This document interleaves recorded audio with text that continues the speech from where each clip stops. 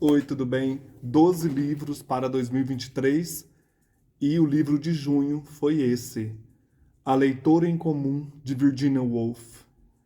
Eu não tinha lido esse livro ainda, ele é um livro de não ficção e aqui nós temos 5 artigos da autora sobre romances, sobre o ato de ler, sobre escritores, sobre livros.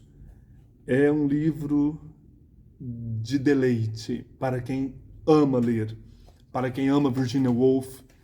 Ouvir essa mulher falando de escritores, falando de livros, instiga mais o leitor a ler, a ir atrás desses romances. Esta edição aqui é da Arte e Letra Editora. É um exemplar numerado, vocês podem ver aqui com a caneta. 323 é esse exemplar. Ele é muito bonito, esse livro. Tem uma capa aqui de tecido estampado. Esse azul tão puro. Esse livro tem tradução da Emanuela Siqueira e é de 2017. Então aqui nós temos reunidos 5 artigos de Virginia Woolf sobre livros.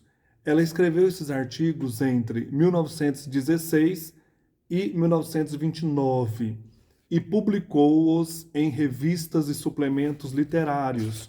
Então, sempre aqui, depois do título do artigo, nós temos onde ele foi publicado e a data. Aqui, então, nós vamos observar Virginia Woolf, que além de ser uma ficcionista, ela era uma leitora muito atenta, perspicaz e com um senso crítico incrível. A compreensão que ela tem do leitor, da leitura e do ofício de escrever explicam o porquê ela ser uma das escritoras mais influentes do século XX, responsável por técnicas de narrativas como o fluxo de consciência, por cenas cinematográficas, digressões que adentram as camadas da narrativa. Ler Virginia Woolf é ler também a si mesmo, como leitor. Você adentra o texto, você entra em contato com o autor, com a escrita de uma maneira profunda, bela, lúcida. Além do conhecimento de Virginia Woolf sobre o tema, livros, crítica literária, autores, é preciso falar também da sua perspicácia ao escrever. Então, ela faz um intrincado na narrativa em que é como se estivéssemos lendo aqui um texto, um romance, vamos dizer assim, né? De tão bem escrito que é, de tão bem preparado que são esses artigos. Ela fala da escolha estética dos escritores, ela fala de autonomia, de beleza, e de maneira profunda ela acerta ao analisar grandes livros e autores que ela gosta e que são importantes na história da literatura.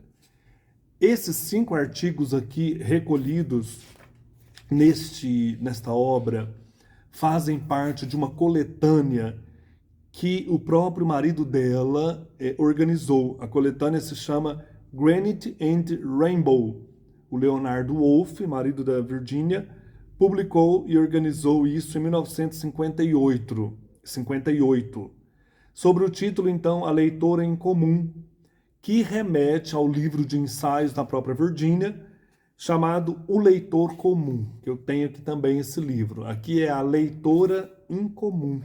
Então ele faz, o Leonardo Woolf, esse trocadilho, né, remetendo aí a esse leitor comum que a própria Virginia publicou. Quais são esses artigos que estão aqui neste livro? Horas na Biblioteca, A Anatomia da Ficção, A Vida e o Romancista, Uma Mente Implacavelmente Sensível e Fases da Ficção. No primeiro, Horas na Biblioteca, nós temos então um artigo publicado no Times Literature Supplement, no dia 30 de novembro de 1916. Vou passar rapidamente cada artigo. Neste aqui, a Virginia fala da diferença entre uma pessoa que se diz intelectual e uma pessoa que é leitor. Então ela diz, vamos começar resolvendo a velha confusão entre o homem que ama aprender e o homem que ama ler, e apontar que não há qualquer ligação entre eles. O que ama aprender é o intelectual. Aí ela vai dizer as características, ele é sedentário, é um solitário entusiasta concentrado, que busca através dos livros um grão de verdade específico para acreditar. Se a paixão da leitura o conquista, seu proveito diminui e se esvaece pelos dedos. Então, aquela pessoa que se aplica aos estudos por disciplina, busca da verdade, do conhecimento, mas não tem aquela paixão genuína pela leitura. O leitor, por outro lado, deve conferir o desejo de aprender no início, que é o que desperta cada um de nós. Se o conhecimento o cativar, maravilha, mas ir em sua busca, ler sistematicamente, tornar-se um especialista ou uma autoridade, é bastante propício a matar, o que nos faz considerar a paixão mais humana pela pura e desinteressada leitura. Então, o intelectual, segundo Virginia, ele vai em busca do conhecimento pelo conhecimento. O leitor, amante de livros, ele tem essa paixão desinteressada e pura pela leitura. Então ela vai traçar o retrato destes dois, fixando mais no leitor. Quem é o leitor verdadeiro? Para o leitor verdadeiro é essencialmente importante essa busca intensa de curiosidade, de ideias, mente aberta, comunicativa, para quem a leitura é mais da natureza de um vigoroso exercício ao ar livre. Então a pessoa ela está unida à vida, não está enclausurada no estudo, mas é aquela que se arrasta pelo caminho, numa escala mais e mais buscando a atmosfera das altas montanhas. É uma questão de prazer. A leitura para os amantes de livros, ela é um respirar. E aí ela vai dizer, né, a época melhor para ler seria dos 18 aos 24 anos, porque ainda não temos uma... Olha que interessante. Não temos uma bagagem ainda, temos livros para conhecer. Depois você vai fazer uma releitura destes livros. Mais importante para ela é ter essa lista para preencher a nossa vida. A lista vazia do que se ler, então preenche com desespero o coração dos mais velhos. Não é apenas que lemos tantos livros, mas sim que tínhamos tantos livros para ler. Então, quando você é jovem, você tem muitos livros para ler. Então, aquele anseio, aquele desejo de conhecimento unido à paixão. Então, é essa época que você quer preencher a sua vida com livros.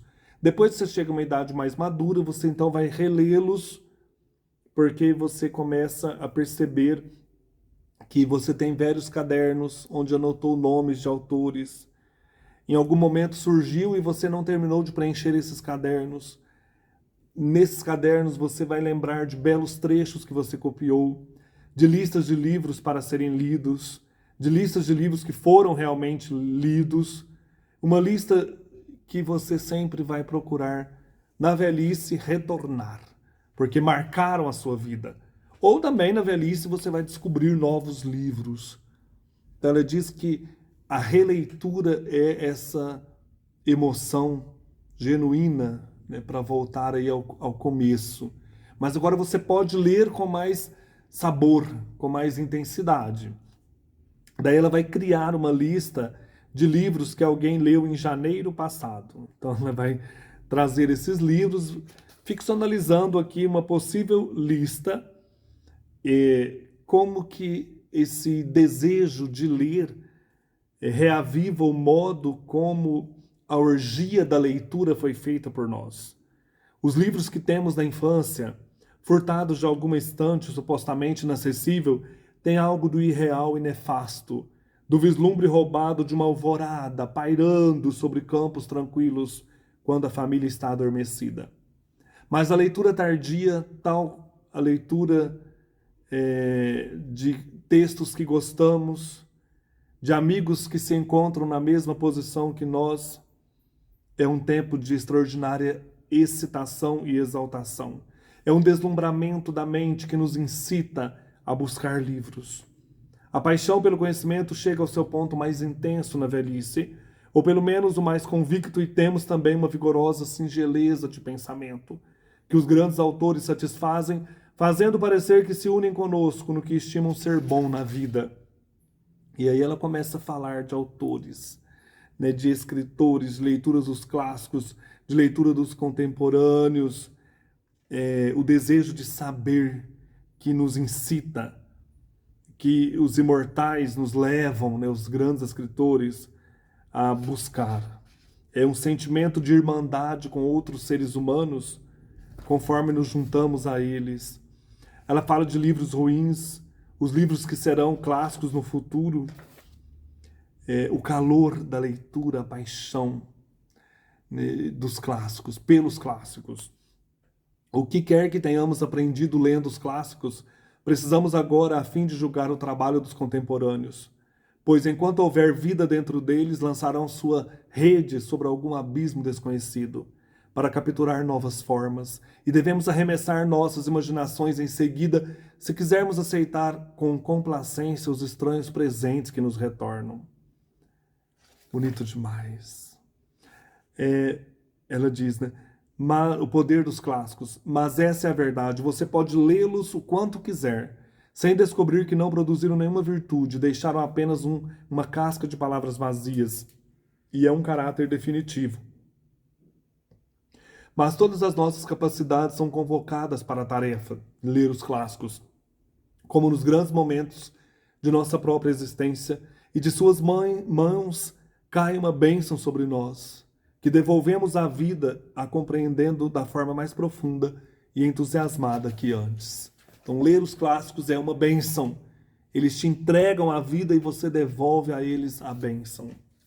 Segundo o artigo A Anatomia da Ficção, publicada na revista De Atheneum, 16 de maio de 1919. Aqui ela vai, então, falar como escrever ficção. Ela analisa um livro de um especialista chamado Clayton Hamilton, que viveu de 1881 a 1946.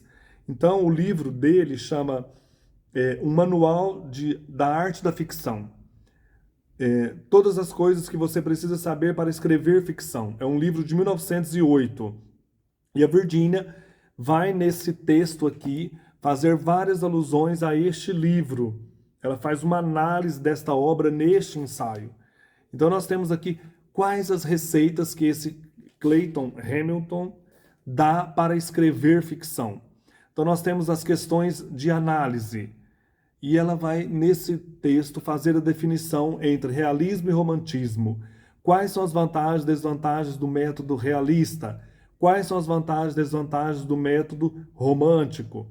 Então, nós temos aqui a análise dessa maneira de escrever ficção, a leitura natural dos livros e a leitura analisando as partes.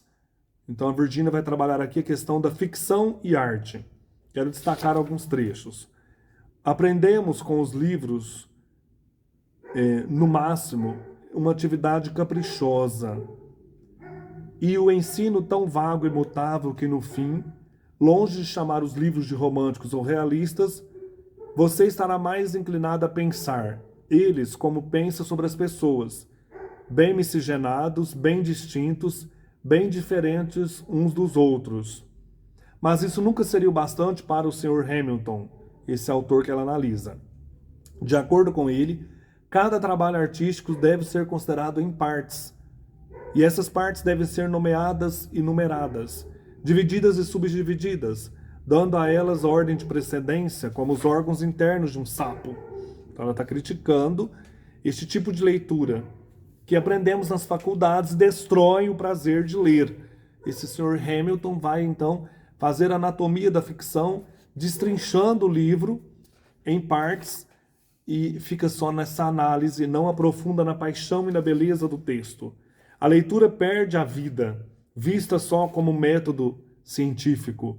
Virginia então destrói o snobismo deste autor, que tenta encontrar o círculo de iluminação, mas ao ficar preso só nos métodos da ficção, ele perde a essência da vida. Então ela diz, não, o Sr. Hamilton nunca será aceito. Ele e seus discípulos trabalharão para sempre na areia do deserto, e o círculo de iluminação irá, presumimos, extinguir-se no horizonte deles. Depois de escrever a frase acima, é curioso perceber o quão descarado é, no âmbito da literatura, um complexo snob. Ela fala, esse Sr. Hamilton é um snob, porque ele fica preso só nos métodos da ficção e nas análises, e não entra no prazer da leitura para a vida. Achei muito legal esse artigo. Depois o terceiro, A Vida e o Romancista, publicado no New York Herald Tribune, 7 de novembro de 1926. Aqui é muito bonito, ela vai falar que o romancista é alguém exposto à vida. O romancista nunca esquece, ele raramente é distraído, mas sempre com o sentido do que está sendo estimulado e tocado pela matéria da sua arte. Ele colhe impressões, tanto quanto um peixe no meio do oceano pode deixar de fazer a água correr pelas suas guelras. É essa sensibilidade que é o fato de todos os escritores sobreviverem. Eles dominam e fazem lá servir aos seus propósitos a sensibilidade, esse processo de seleção. Aí ela vai analisar um livro chamado A Deputy Was King, que é a história de uma família chamada Rabonitz, que foi iniciada num outro livro, e ela então vai analisar esse livro da romancista inglesa Gladys Brontë Stern, livro publicado em 1926. Então ela vai trazer aqui a sensibilidade desta autora, a voz que ela usa no livro, analisando partes do livro e trabalhando essa questão, né? Olhar a realidade, olhar a vida. A relação do romancista com a vida, ela fala, é isso que deveria acontecer sempre, porque o romancista está exposto à vida, através dos livros, a vida se torna um milagre. E isso a Virginia analisa, que a vida está sempre alegando que ela é o fim adequado à ficção, e que quanto mais ele, o escritor, ver e captar da vida, melhor será o livro. Então, analisando esse livro, ela fala da relação que deve existir entre o escritor e a vida. Uma relação de sensibilidade e intensidade. Então, é esse livro chamado A Deputy Was King, não sei como é em português, de Gladys Brontë Stern. E ela termina dizendo, né? Para sobreviver, cada frase no livro deve ter em sua essência uma pequena faísca de fogo, e isto a qualquer custo. O romancista deve arrancar das chamas com as próprias mãos. Sua situação então é precária, deve se expor à vida, deve arriscar ser enganado pela sua desonestidade, deve apoderar-se da sua riqueza e deixar as sobras esvaírem-se, mas em certo momento deve deixar a sua companhia e recolher-se a sós, naquele quarto misterioso onde seu corpo é fortalecido e moldado continuamente por processos que se escapam ao crítico, tem por ele tão profunda fascinação. Então o escritor deve voltar para dentro aí do seu quarto, né, desse processo solitário, e ali elaborar tudo de maneira sensível que ele vive na vida, trazendo para o livro. Achei muito bonito também essa questão, né? O escritor unido à vida. Quarto artigo, Uma Mente Implacavelmente Sensível, publicado no New York Herald Tribune, 18 de setembro de 1927. Aqui ela vai escrever sobre os diários de Catherine Mansfield, grande escritora contemporânea de Virginia Woolf, e também uma certa rivalidade entre as duas. Ela elogia profundamente Catherine Mansfield, Ninguém a sucedeu, ela diz, e nenhum crítico esteve apto a definir suas qualidades. Mas o leitor de seu diário está bastante satisfeito em deixar tais questões de lado. O espetáculo, então, de uma mente, a mente de Katherine Mansfield, é uma mente implacavelmente sensível, recebendo uma atrás da outra impressões aleatórias de 8 anos de vida no diário. Ali nós sentimos o tempo, o compromisso, as cenas, os personagens, a sua mente sozinha consigo mesma, Katherine Mansfield falando sobre Katherine Mansfield. E aí ela vai dizer, o diário é tão íntimo e instintivo que permite que um eu se rompa do outro que escreve e permaneça um pouco distante, observando-o escrever. O eu que escreve era um eu excêntrico, às vezes nada o motivaria a escrever. Bonito demais. Ninguém sentiu mais seriamente a importância da escrita do que ela. A atitude em relação ao seu trabalho é admirável, sã, cáustica e austera. Seus comentários sobre o próprio trabalho de escrever são sempre perspicazes e aviltantes. Suas histórias desejavam riqueza e profundidade. Ela estava apenas deslizando sobre o topo, nada mais. Mas a escrita, a mera expressão das coisas de forma adequada e sensível, não é suficiente. Antes de partir, morreu jovem, né, Katherine Mansfield, ela deixa um certo tipo de irmandade espiritual na sua escrita, no seu ato de registrar a vida. É tentador pensar, Virginia Woolf disse, que as últimas palavras de Katherine Mansfield, que escreveu Tudo Está Bem, representam alguma conclusão em que a doença e a intensidade de sua natureza a levaram a encontrar. Em uma época em que a maioria de nós protelamos pelas aparências e impressões, essas distrações e sensações que ninguém amou tanto quanto ela. Um elogio de Virginia Woolf a Katherine Mansfield. E o último artigo, chamado Fases da Ficção, é bem longo, é mais da metade do livro. Foi publicado no The Bookman, publicado entre abril, maio e junho de 1929. Aqui a Virginia Woolf, ela comenta vários romances.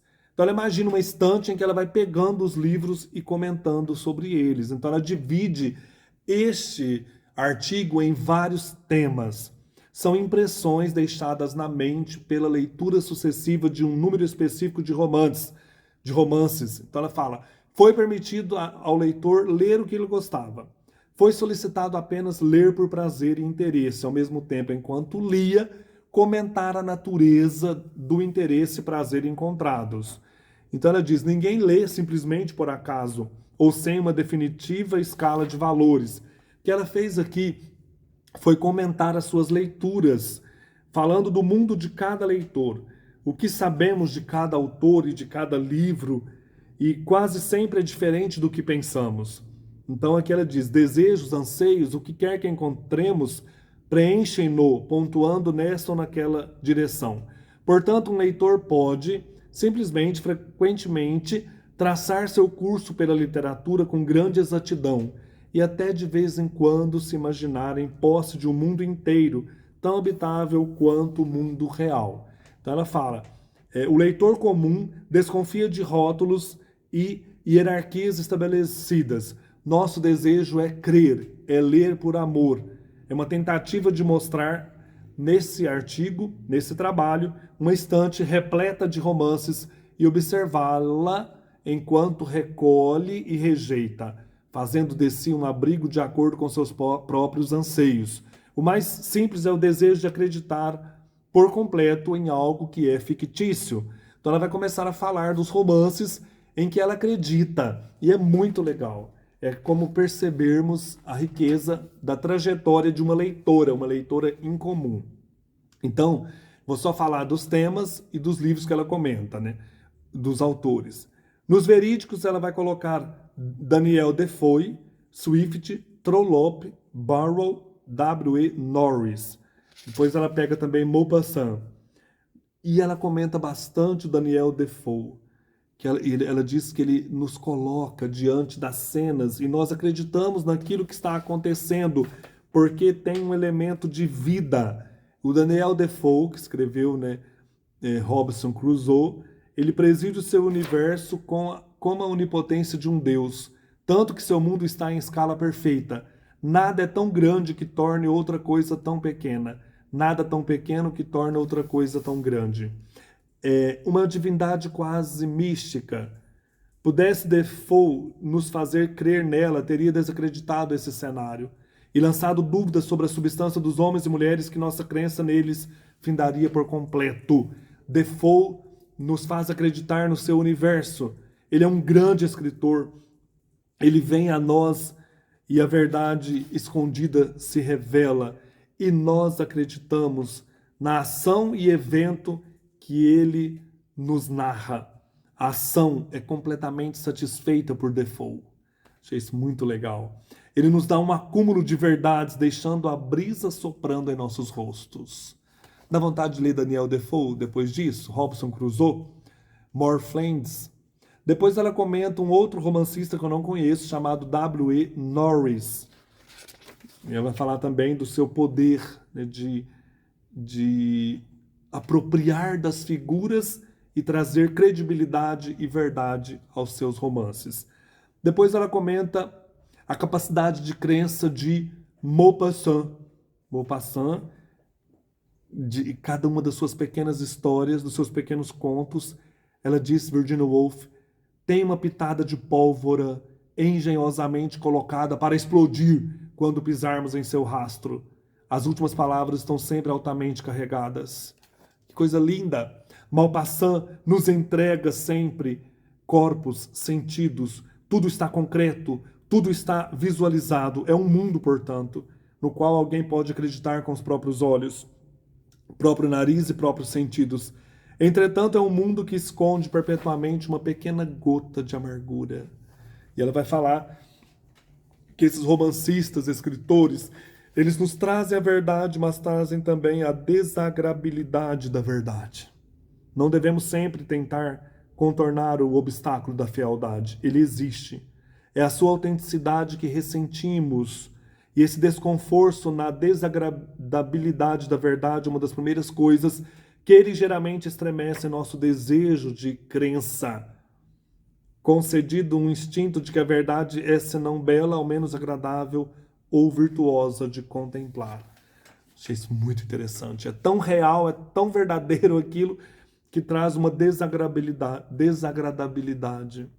Depois ela comenta um outro escritor chamado Trollope e um outro chamado Barchester, falando também dessa questão da verdade que eles nos trazem. Gostei demais. Conclusão desta primeira parte. Levando em conta o registro superficial dos fatos, a carência de metáfora, a simplicidade da linguagem e o fato de crermos mais quanto a verdade é mais dolorosa para nós, não é estranho que nos tornemos cientes de outro desejo, brotando espontaneamente, penetrando nas fendas que os grandes monumentos dos verídicos inevitavelmente usam sobre suas bases sólidas. Um desejo por distância, música, sombra e espaço toma conta de nós. Olha que legal. Então ela vai falar, por mais que a verdade seja crua e desagradável, nós queremos uma certa distância, e ela vai dizer que os românticos vão trazer isso. É a segunda parte do artigo. Então ela vai dizer a mudança que vai acontecer nesses romances, analisando a obra de Sir Walter Scott, o mundo romântico com suas formas naturais. Afivela em nós o tema do amor infeliz, o sentimento de exaltação, amor, ódio, inveja, remorso.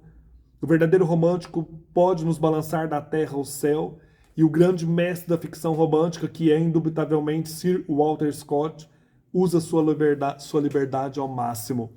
Aqui entre nós temos de Sir Walter Scott, Ivanhoe ou Ivanhoe.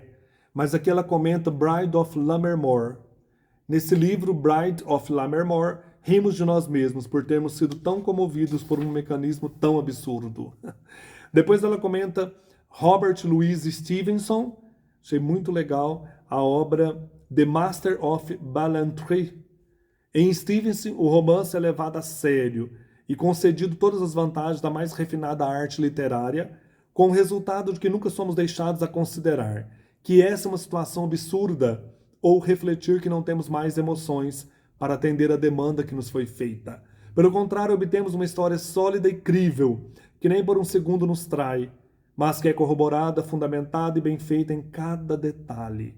Com que precisão e destreza uma cena se fará visível para nós, como se a caneta fosse uma faca que cortou o revestimento e deixou o cerne descoberto.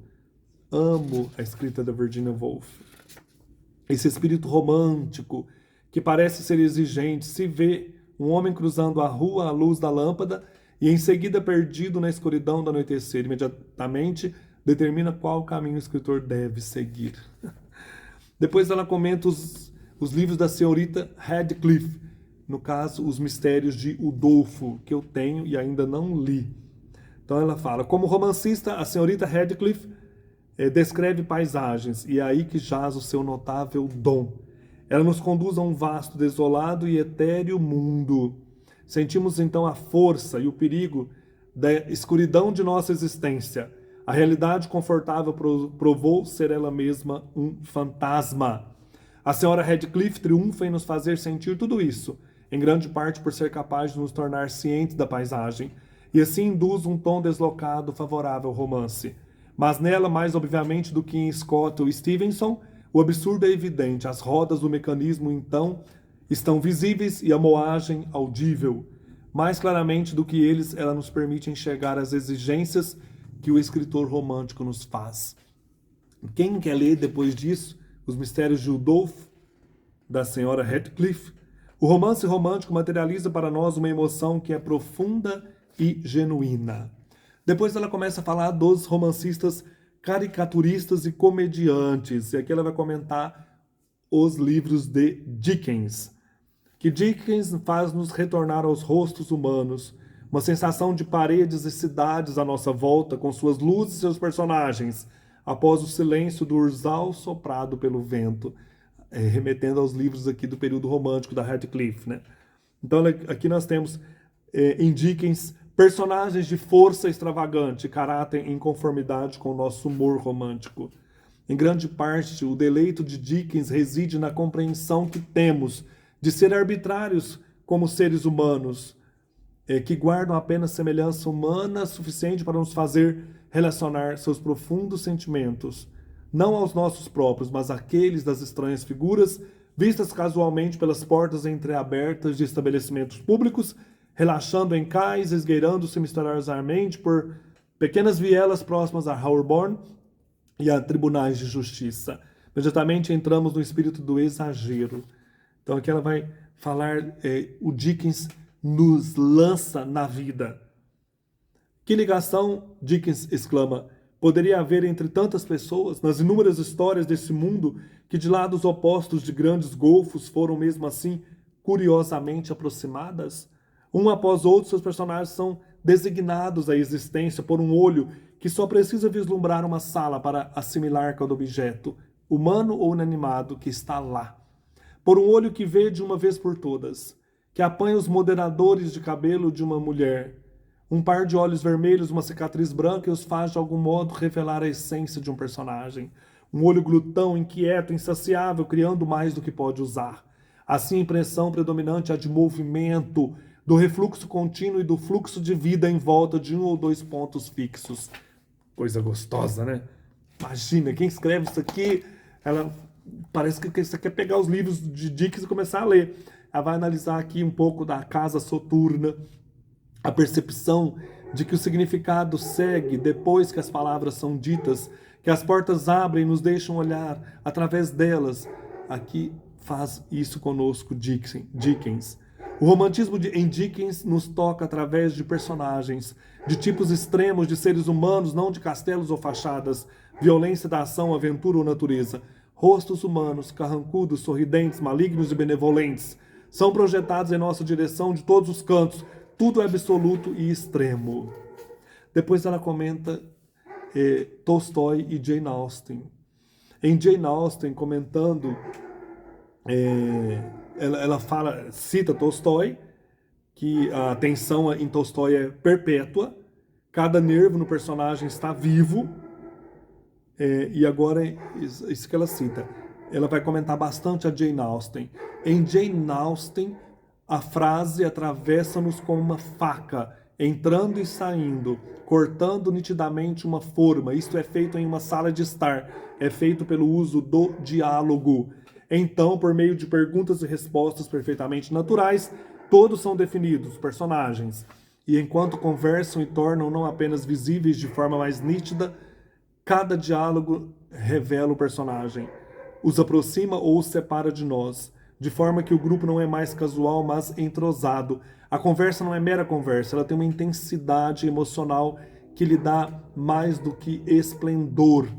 É necessário em Jane Austen que os personagens se coloquem diante de nós sob uma luz tão clara e silenciosa quanto possível, uma vez que cada cintilação e frêmito deverá ser observado.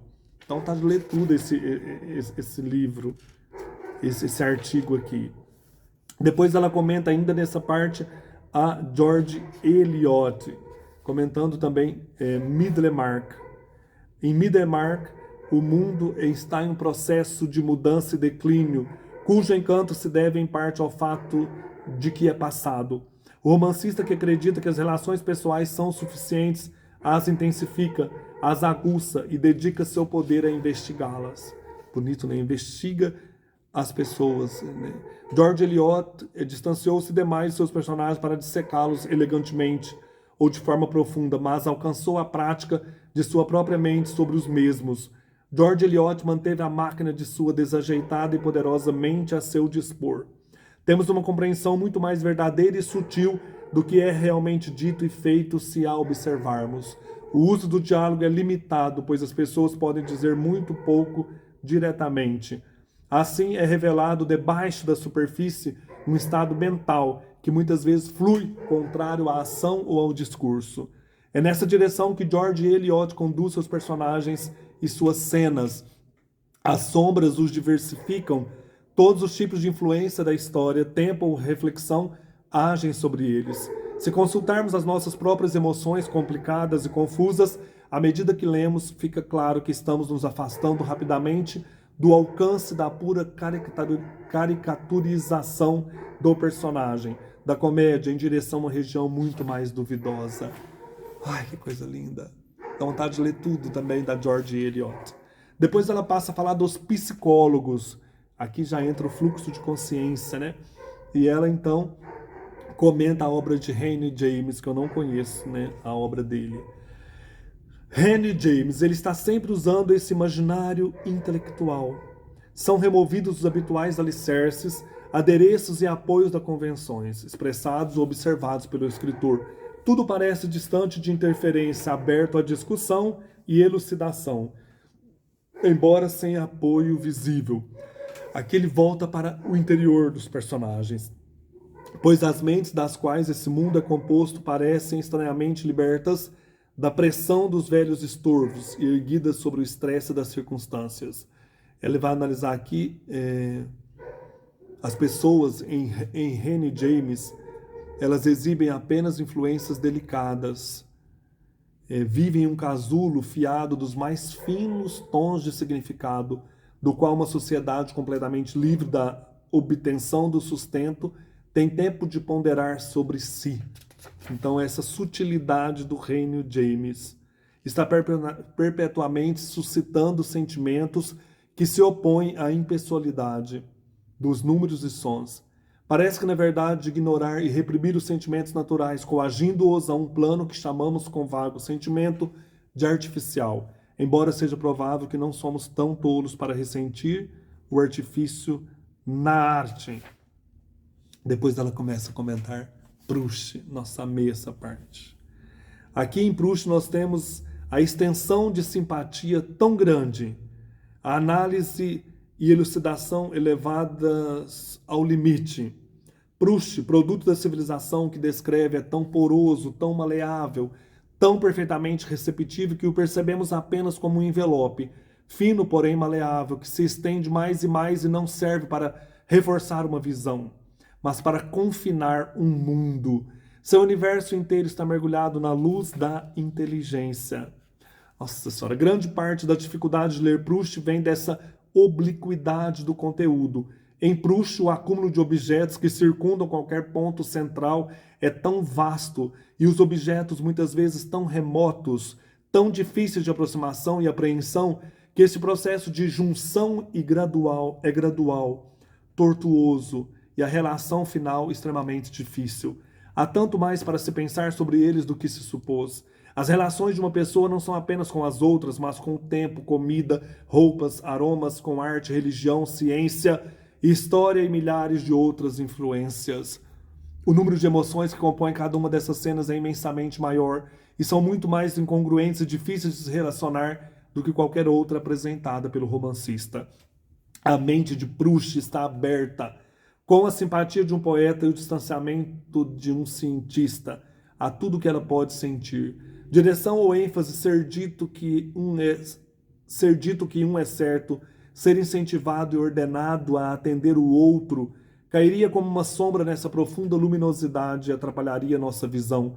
Os elementos comuns do livro são feitos desse profundo reservatório de percepção. Coisa linda. Dostoiévski. Aqui ela diz, né, em Dostoiévski, ele é confiante e entrega um personagem ou cena com o uso de oposições evidentes que são deixadas isoladas. Sentimos aqui a malha da civilização, que é feita de uma rede rústica, os furos muito largos. Homens e mulheres escaparam, comparados com o aprisionamento que sofrem em Paris. Em Dostoiévski, são livres para lançarem-se de lado a lado, gesticular, assoviar, discursar, cair em paroxismos de raiva e excitação. São livres, com a liberdade dada pela emoção violenta, de hesitação, de escrúpulo, de análise. Então, ela vai aqui, bonito demais, né? Falar das contradições curiosas. A princípio, sentimos que estamos em uma sociedade selvagem, em Dostoiévski, onde as emoções são muito mais simples, fortes e mais impressionantes do que encontramos em Busca do Tempo Perdido de Proust. Os romances de Dostoiévski são impregnados de misticismo. O escritor não fala como um escritor, mas como um sábio sentado de cobertor à beira da estrada com infinitos conhecimento e poesia e paciência. Nossa Senhora!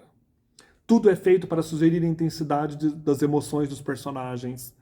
Tornam-se pálidas, tremem de terror, entram em crise, são, portanto, trazidas até nós em lampejos de genialidade extrema. Esse romance psicológico projeta o seu drama na mente, não deveria, como os verídicos nos mostraram, os primeiros, né, variar e diversificar suas emoções, para que não fiquemos entorpecidos de exaustão. Deixar a civilização de lado e mergulhar nas profundezas da alma não é, de fato, enriquecer. Os psicólogos nos colocam em contato com diferentes experiências físicas, como luz depois da escuridão, segurança após perigo, de modo que a imaginação está sendo estimulada em todos os lados para se aproximar lentamente, gradualmente, sem ser aferroada por gritos ou violência, completamente em torno do objeto. Nossa Senhora. Os livros, no entanto, com todas essas diferenças, são semelhantes nisso. Ambos são permeados de infelicidade. Isso pareceria ser inevitável quando não é dado à mente um alcance direto do que quer que seja. Nossa. Os satíricos e fantásticos é a outra parte do artigo. Aqui ela vai comentar, então, a sátira em Voltaire e Anatole France. A sátira é a sensação que o satírico nos dá de que ele tem um mundo dentro do seu alcance, de modo que está à mercê do bico de sua pena, satisfaz precisamente nossas necessidades. O satírico não trabalha como psicólogo sob a opressão da onisciência. De forma irônica, ele tem tempo ocioso para brincar, como bem entender com sua mente. Suas afinidades não estão profundamente engajadas, seu senso de humor não está submerso. Nos psicólogos, o grande fardo de acontecimentos é baseado em um firme alicerce de jantar, almoço, cama e café da manhã.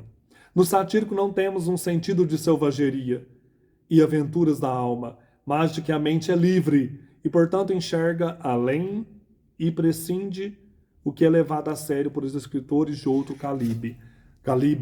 Ela comenta um escritor chamado Peacock e o Sterne, que já é conhecido de nós, né, em Tristan Sandy. Do Peacock, ela fala que os personagens estão firmemente moldados e belamente refinados como são. não pode estender-se como até nós, mas são satirizados com capricho. Nós estamos cientes da sua presença. Em Peacock, não conheço nenhum dele. Agora em Laurence Sterne, que escreveu o Twist and Sand, Sterne é o próprio personagem do livro. É verdade que no momento crítico, o autor oblitera-se e dá aos seus personagens aquele pequeno impulso extra que os liberta de sua tutela, para que sejam algo mais do que caprichos e afeições de um cérebro brilhante. Interessante, né? Então, ele satiriza a si mesmo, Sterne, mas tem um cérebro brilhante, ela diz. Em nenhum outro livro o autor e o leitor estão tão envolvidos. Então, finalmente, temos um no qual todas as convenções usuais são consumidas e, no entanto, nenhuma ruína ou catástrofe vem acontecer. No Twist and Sand, o todo existe completo por si só, como uma casa que é milagrosamente habitável, dispensando paredes, escadas ou divisórias. Vivemos nos humores, contorções e esquisitices do espírito do personagem no decorrer aí da sua existência em Sterne. Dá vontade de pegar esses livros lendo e acompanhando aqui o artigo da Virginia Woolf, né? A biblioteca da Virginia Woolf. Por fim, ela fala então na última parte dos poetas, aquelas frases que desencadeiam uma mudança dentro de nós. Então ela vai falar de novo de Tolstói em Guerra e Paz e comentar também O Morro dos Ventos Uivantes, da Emily Brontë, Thomas Hardy e Meredith. Meredith eu não conheço nada. Esses autores aqui, no caso Hardy e Meredith, têm um senso de poesia e têm uma simpatia limitada ou imperfeita demais pelos seres humanos para expressá-la adequadamente através da via. Em Meredith, o senso do escritor da poética juvenil, do amor da natureza, é ouvido como uma canção para a qual os personagens atentam passivamente, sem mobilizarem um músculo, e então, quando a canção termina, movem-se novamente com um empurrão. Eu nunca li o Meredith. Emily Brontë, O Morro dos Ventos Uivantes, tudo está mergulhado em poesia. Achei muito legal.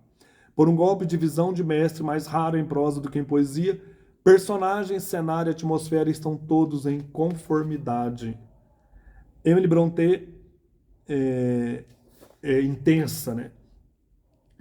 Há poesia em Emily Brontë, onde a poesia expressa que susto, com todo humor e temperamento. Depois ela fala mais um pouco do Em Busca do Tempo Perdido de Proust e termina. Só tô acabando de gravar aqui, peraí. E termina falando da importância da leitura, da importância da leitura. Não haja mais livros para ler ou mais mudanças de humor para saciar, mas por uma razão que brota da juventude e o vigor da arte em si. A leitura nos excita, faz crescer em nós o amor, faz-nos buscar o futuro da ficção. Embora o tempo à nossa disposição para ler tenha sido curto, embora viajamos, lemos os livros, não podemos deixar de ler. Nossa, nos arrastamos sombriamente ao longo da estrada elevada, discursando sentidos banais e encontrando muitas aventuras interessantes nos livros. Tornando-nos românticos, vivemos em castelos, perseguidos em charnecas, lutamos galantemente e morremos. Então, cansados, entramos novamente em contato com a humanidade, primeiro de forma romântica, prodigiosa, desfrutando a sociedade de gigantes e anões, dos enormes e deformados. E depois, cansados novamente dessa extravagância, os reduzimos por meio de microscópio de Jane Austen a homens e mulheres normais e perfeitamente proporcionais, e o mundo caótico ao curado, arbustos e gramados ingleses. Então, isso tudo a leitura faz conosco, né? Viajamos por livros, por personagens, por autores. Gostei demais dessa leitura, dá vontade de ler esse livro inteiro, de tanto que eu amo Virginia Woolf. Foi o livro, uma ótima escolha, né, de junho. A Leitora em Comum, de Virginia Woolf. Um abraço, até mais.